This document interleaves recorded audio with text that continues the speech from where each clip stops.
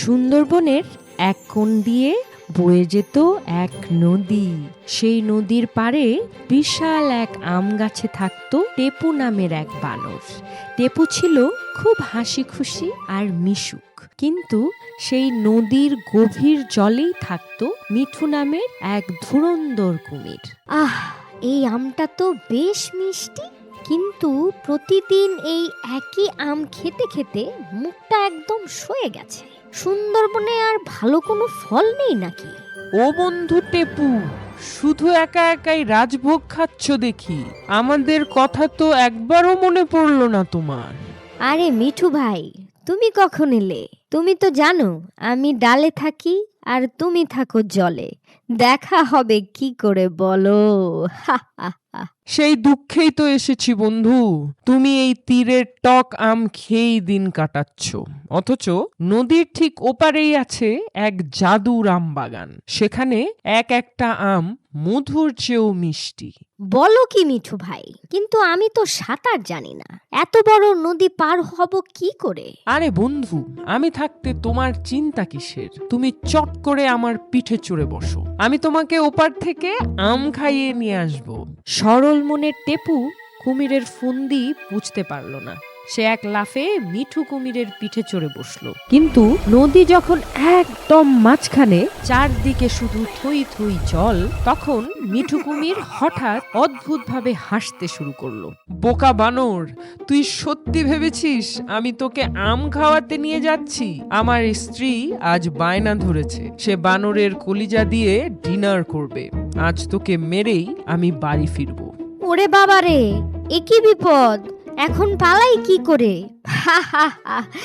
মিঠু ভাই, তুমি এত বড় একটা কথা আমাকে আগে বলবে না? মানে, মরার কথা শুনে তুই হাসছিস কেন রে? আরে বন্ধু, আমরা বানররা তো আর তোমাদের মতো বোকা নই। আমরা যখন কোথাও বেড়াতে যাই তখন আমাদের নরম কলিজাটা শরীরের ভেতরে রাখি না। ওটা তো অনেক দামি জিনিস, তাই সাবধানে গাছের মগ ডালে শুকোতে দিয়ে এসেছি। বলিস কি? কলিজা কি শরীর ছাড়া থাকতে পারে নাকি? আমাদের পারে বন্ধু।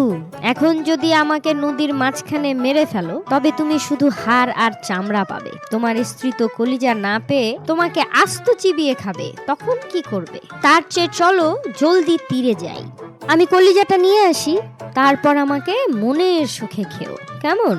লোভী কুমিরটা ভাবলো টেপু ঠিকই বলছে, কলিজা ছাড়া বাড়ি গেলে গিন্নি কুমিরের ঝাড়ি খেতে হবে। সে চট করে ঘুরে তীরের দিকে সাঁতরাতে শুরু করলো।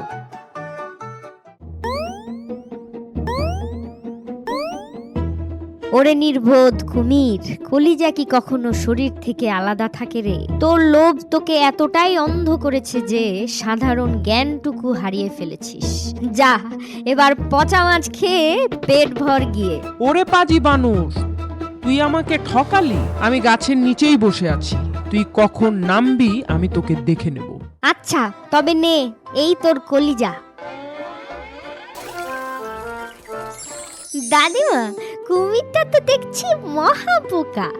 একদম ঠিক, লোভ করলে মানুষের বুদ্ধি লোপ পায়, যেমনটা মিঠু কুমিরের হয়েছে। বলতো দাদু ভাই, এখান থেকে তুই কি শিখলি? শিখলাম যে বিপদে পড়লে ভয় না পেয়ে মাথা ঠান্ডা রাখতে হয়, আর টেপুর মতো বুদ্ধি খাটালে সব বিপদ থেকে মুক্তি পাওয়া যায়। এই তো আমার বুদ্ধিমতী নাতনি। চল, এবার রাত হয়েছে, অন্ধকার হওয়ার আগে ঘরে ঢুকে পড়ি।